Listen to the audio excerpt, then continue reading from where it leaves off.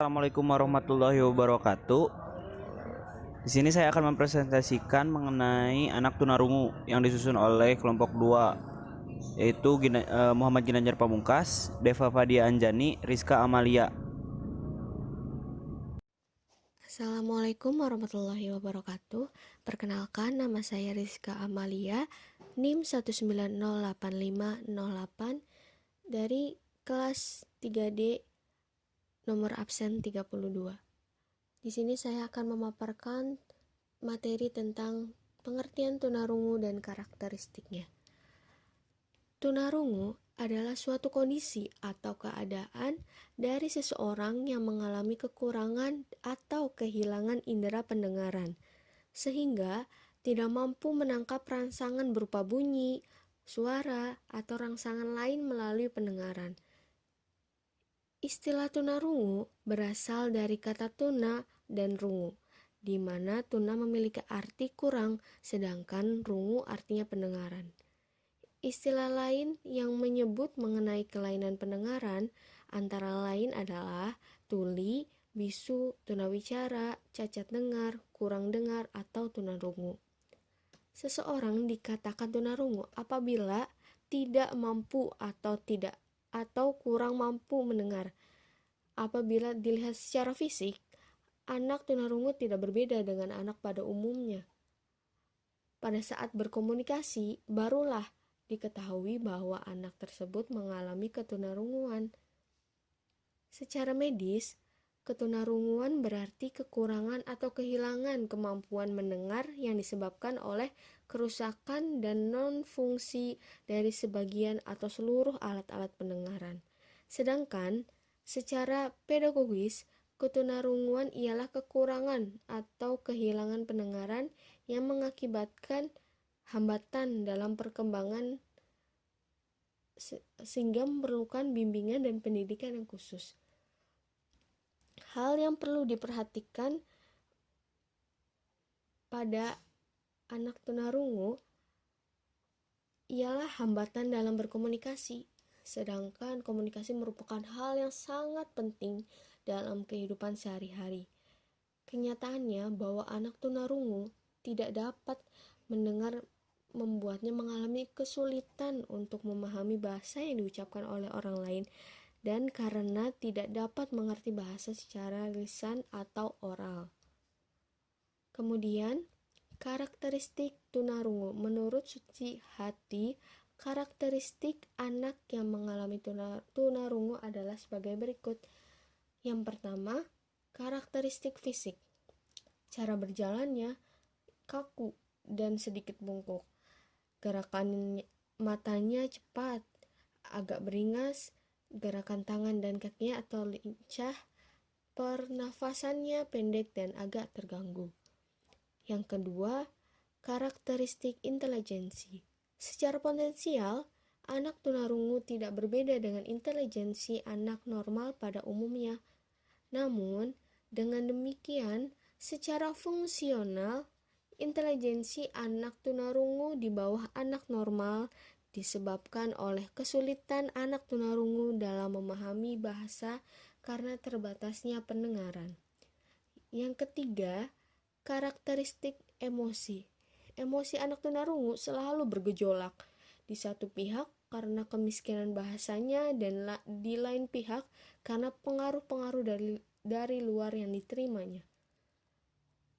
Yang keempat, karakteristik sosial. Dalam pergaulan, anak tunarungu cenderung memisahkan diri, terutama dengan anak normal. Hal ini disebabkan oleh keterbatasan kemampuan untuk melakukan komunikasi secara lisan dengan anak normal lainnya.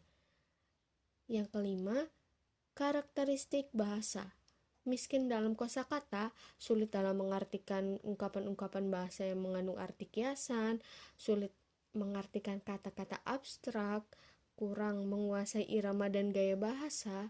Hal ini disebabkan adanya hubungan yang erat antara bahasa dan bicara dengan ketajaman pendengaran, mengingat bahasa dan bicara merupakan hasil proses peniruan, sehingga para anak tunarungu sangat sulit terbatas dalam segi bahasa. Selanjutnya, Penyebab tunarungu. Menurut Somat dan Hernawati, penyebab ketunarunguan dapat terjadi sebelum lahir, ketika lahir, dan sesudah lahir. Terdapat beberapa hal yang dianggap sebagai penyebab ketunarunguan, yaitu sebagai berikut. Faktor internal. 1. Keturunan dari salah satu kedua orang tuanya yang mengalami ketunarunguan. Banyak kondisi genetik yang berbeda sehingga dapat menyebabkan ketunarunguan. Yang kedua, ibu yang sedang mengandung menderita penyakit campak Jerman, rubella. Penyakit rubella pada masa kandungan 3 bulan pertama akan berpengaruh buruk pada janin. Penelitian melaporkan 199 anak-anak yang ibunya terkena virus rubella selagi mengandung selama masa tahun 1964 sampai 1965. 50% dari anak-anak tersebut mengalami kelainan pendengaran. Rubella dari pihak ibu merupakan penyebab yang paling umum yang dikenal sebagai penyebab ketunarunguan.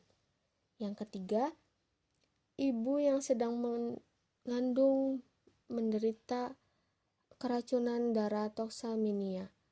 Hal ini bisa menyebabkan kerusakan pada plasenta yang mempengaruhi terhadap pertumbuhan janin. Jika hal tersebut menyerang syaraf atau hal-hal pendengaran, maka anak tersebut akan terlahir dalam keadaan tunarungu.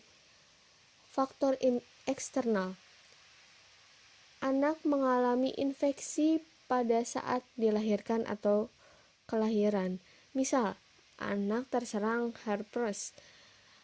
Jika terinfeksi, ini menyerang alat kelamin ibu dapat menular pada saat anak dilahirkan. Demikian pula pada penyakit kelamin yang lain. Yang kedua, meningitis atau radang selaput otak. Dari hasil penelitian para ahli, ketunarunguan yang disebabkan karena meningitis yang dilakukan oleh Vermont 1964 sebanyak 8,1%, Rice 1973 melaporkan 4,9%, sedangkan Trebus 1985 memberikan keterangan sebanyak 7,33%. Yang ketiga, otitis media adalah radang pada bagian telinga tengah sehingga menimbulkan nanah dan nanah tersebut mengampil dan mengganggu hantaran bunyi. Jika kondisi ini kronis, tidak segera diobati, penyakit ini bisa menimbulkan kehilangan pendengaran yang tergolong ringan sampai sedang. Otitis media adalah salah satu penyakit yang sering terjadi pada kanak-kanak sebelum mencapai usia 6 tahun. Yang keempat, penyakit lain atau kecelakaan yang dapat mengakibatkan kerusakan alat-alat pendengaran bagian dalam dan tengah. Assalamualaikum warahmatullahi wabarakatuh. Perkenalkan, nama saya Deva Fadia Anjani dengan nomor NIM 1908226 dan nomor absen 25. Selanjutnya, saya akan menjelaskan tentang klarifikasi tunarungu. Pada klarifikasi ini dapat dibedakan menjadi beberapa. Yang A, berdasarkan kondisi tingkat kehilangan pendengaran yang biasanya ditunjukkan dengan satuan disable. Klarifikasi tunarungu dapat dibedakan menjadi beberapa. Yang pertama, ada kondisi tunarungu sangat ringan. Anak yang tergolong dalam kategori tunarungu ringan dan tergolong dalam ukuran 27 sampai 40 desibel masih mampu mendengar suara dan dalam jarak yang dekat. Dalam proses belajar mengajar di sekolah, kesulitan ini masih bisa diatasi dengan menempatkan anak ada di posisi yang strategis. Dan yang kedua, ada kondisi tunarungu ringan. Seorang anak yang mengalami kondisi tunarungu dalam tingkatan ini hanya mampu mengerti percakapan dalam jarak 3 kaki sampai keadaan berhadap-hadapan. Anak dalam kondisi ini sudah tidak dapat memahami percakapan dalam bentuk diskusi dan biasanya sudah membutuhkan alat bantu dengan terapi wicara. Terapi wicara sudah dibutuhkan karena kurangnya kosakata yang masuk ke otak sehingga berpengaruh pada kemampuan berbicara. Dan yang ketiga, ada kondisi tunarungu sedang. Kondisi tunarungu sedang pada tingkat ini sudah membutuhkan bantuan alat bantu dengar sepanjang waktu. Anak tunarungu pada kondisi tersebut masih dapat belajar berbicara dengan mengandalkan bantuan pendengaran. Dan yang keempat, ada kondisi tunarungu berat. Pada tingkat ini, anak dengan kondisi tunarungu tidak dapat belajar berkomunikasi tanpa ada teknik-teknik khusus. Dan secara edukatif, anak dalam tingkatan ini sudah dianggap tuli. Kebutuhan untuk belajar bahasa isyarat juga sudah mulai mengemukakan pada tingkatan kondisi tersebut. Dan yang kelima, ada kondisi tunarungu parah, ekstrim atau tuli. Pada sebagian kecil, kelompok dalam tingkatan ini mungkin masih dapat mendengar suara yang keras. Orang tunarungu dalam tingkatan ini cenderung untuk mengenali suara melalui getarannya daripada pola suara jika kita melihat berdasarkan saat terjadinya kondisi tunarungu dapat dibedakan menjadi dua, yaitu kondisi tunarungu prabahasa dan pasca bahasa. Tunarungu prabahasa adalah kondisi tunarungu yang terjadi sebelum seseorang belajar dan mengembangkan bahasanya. Sedangkan kondisi tunarungu pasca bahasa adalah ketika seseorang kehilangan pendengarannya setelah belajar atau mempunyai konsep berbahasa. Poin yang B adalah klarifikasi tunarungu berdasarkan pada letak anatominya dapat dibedakan menjadi dua, yaitu kondisi tunarungu tipe konduktif dan sensorineural, dan gabungan antara keduanya. Yang dimaksud dengan tipe tunarungu tipe konduktif adalah jika kerusakannya pada pendengarannya terdapat pada telinga bagian luar yang berfungsi sebagai alat pengantar suara. Sedangkan tipe sensorineural adalah kondisi tunarungu yang disebabkan pada rusaknya syaraf pendengaran. Tipe ketiga yang merupakan gabungan dari keduanya adalah klarifikasi tunarungu yang disebabkan oleh rusaknya pendengaran pada bagian luar dan syaraf pendengarannya.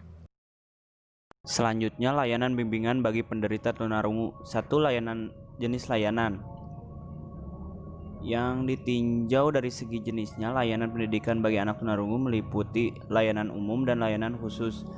Layanan umum merupakan layanan pendidikan yang diberikan kepada anak mendengar atau normal, meliputi layanan akademik, latihan, dan bimbingan. Sedangkan layanan khusus dibagi menjadi beberapa, yaitu layanan bina bicara, layanan bina persepsi bunyi dan irama. Layanan bicara merupakan upaya untuk meningkatkan kemampuan anak tunarungu dalam mengucapkan bunyi-bunyi bahasa dalam rangkaian kata-kata agar dapat dimengerti dan diinterpretasikan oleh orang yang mengajak atau diajak bicara.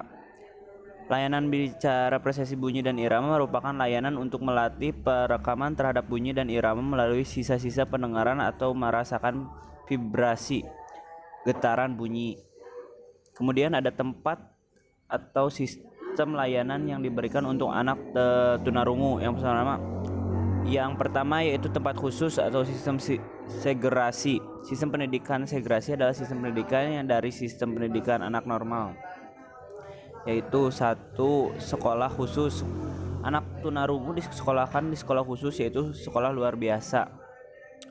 Kemudian ada sekolah dasar luar biasa. Dan ketiga, kelas jauh atau kelas kunjungan. Kelas jauh adalah kelas yang dibentuk atau disediakan oleh pemberi pelayanan pendidikan bagi anak luar biasa, termasuk anak tunarungu yang bertempat tinggal jauh dari SLB dan SDLB. Kemudian yang B, di sekolah umum maupun sistem integrasi. Bentuk kelas biasa dan untuk bentuk kelas dengan ruangan bimbingan khusus. Anak tunarungu mengikuti kegiatan belajar di kelas biasa dan menggunakan kurikulum biasa dengan menggunakan alat bantu dengar. Jadi di sekolah umum pun anak tunarungu dapat mengikuti pembelajaran dengan menggunakan alat bantu dengar. Sekian presentasi dari kelompok kami. Mohon maaf bila banyak kesalahan. Terima kasih.